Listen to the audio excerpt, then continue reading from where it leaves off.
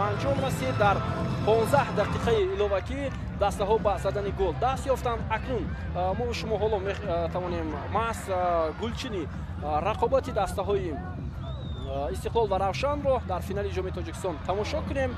Бисёр як бозӣ хуб, пурҳаяҷон. Бори аввал ки ин бозӣ ҳам дар варзишгоҳи марказии шаҳри Кулу баргузор шуд, бисёр диданӣ ва ҷолиб сурат гирифт. Дар варзишгоҳи марказии шаҳри Кулоб финали ҷоми Тоҷикистон аввалин бор дар таърихи соҳиби истиқлолии кишвар баргузор шуд. Аз ин пештар маҳз дар варзишгоҳи марказии пойтахти кишварамон, дар варзишгоҳи Талко Аренаи Турсунзода, дар варзишгоҳи пахтакори шаҳри Бохтар, дар варзишгоҳи марказии шаҳри Ваҳдат, Ҳисор, хуб варзишгоҳи 20 солагии Истиқлоли Тоҷикистон дар шаҳри Хуҷанд бозиҳо баргузор мешуданд ва бори аввал дар шаҳри Кулоб финали ҷоми Тоҷикистон баргузор шуд. Ман фикр мекунам бисёр хубу ҷолибу диққатҷалбкунанда.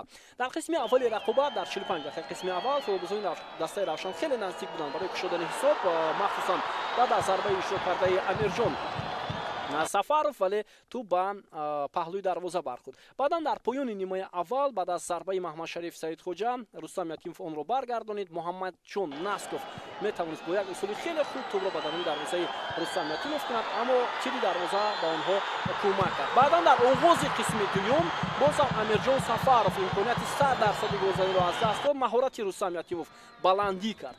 Вале дар 15 дақиқаи аввали иловагӣ иштибоҳи Содиқҷон Қурбонов боис шуд ки Ҷозеф Акумади ҳамларо оғоз кунад ва дар дохили ҷаримагоҳ дарвозаи Рустам Якимовро нишон гирад ва ҳисобро 1-0 ба фоидаи дастаи Равшан созад.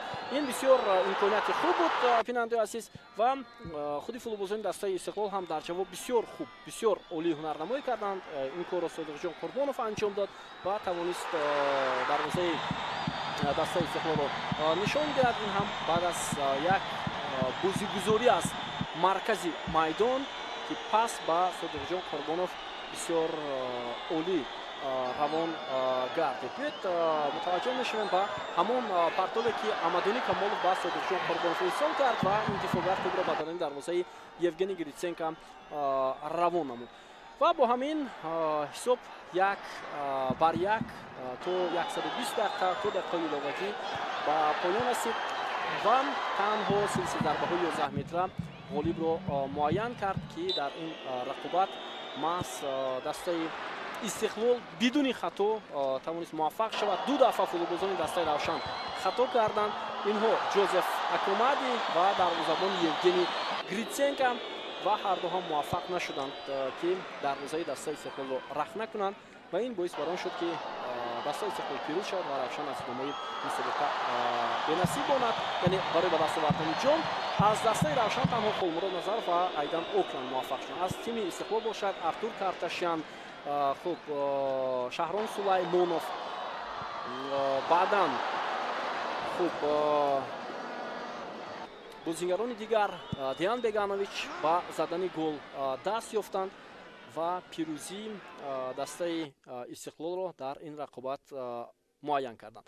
Хуб бинандаи азиз, ҳоло гузориши мустақими мо ҳаминчо аз финали ҷоми Тоҷикистон ба анҷом мерасад. Шореҳ ман Бобо Холмуродзода бо ҷамъи ҳамкоронам ки дар ин варзишгоҳ қарор доранд гузоришро барои шумо